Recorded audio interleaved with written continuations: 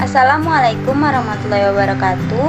Perkenalkan, nama saya Hanifah Fazar dari kelas 12 Akuntansi 2 SMK Negeri 16 Jakarta. Di sini saya akan menjelaskan mengenai perlindungan dan penegakan hukum. Apa itu perlindungan hukum? Perlindungan hukum adalah segala upaya yang dilakukan penegak hukum untuk melindungi hak-hak subjek hukum agar tidak dilanggar.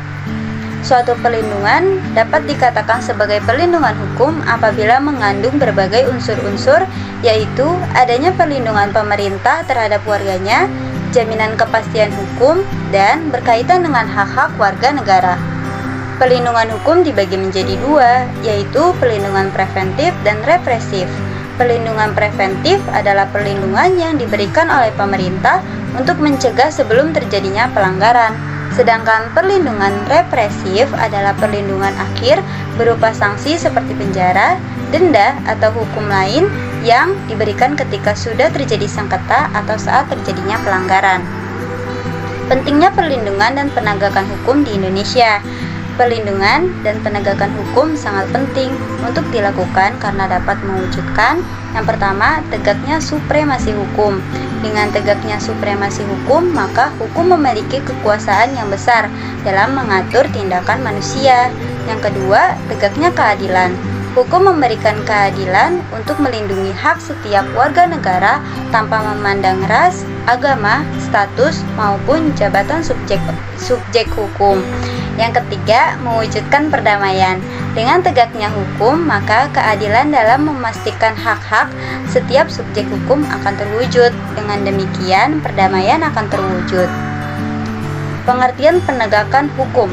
Penegakan hukum adalah salah satu upaya untuk menjadikan hukum sebagai pedoman dalam setiap perilaku masyarakat maupun aparat atau lembaga penegak hukum. Penegakan hukum merupakan syarat terwujudnya perlindungan hukum. Siapa saja yang termasuk lembaga penegak hukum?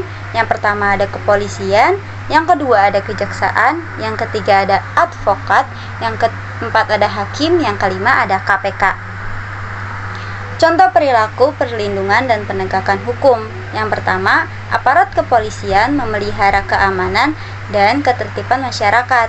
Yang kedua, kejaksaan melakukan penuntutan, melaksanakan penetapan hakim, dan putusan pengadilan yang telah memperoleh kekuatan hukum tetap, melakukan pengawasan terhadap pelaksanaan putusan pidana, pengawasan, dan keputusan pidana bersyarat.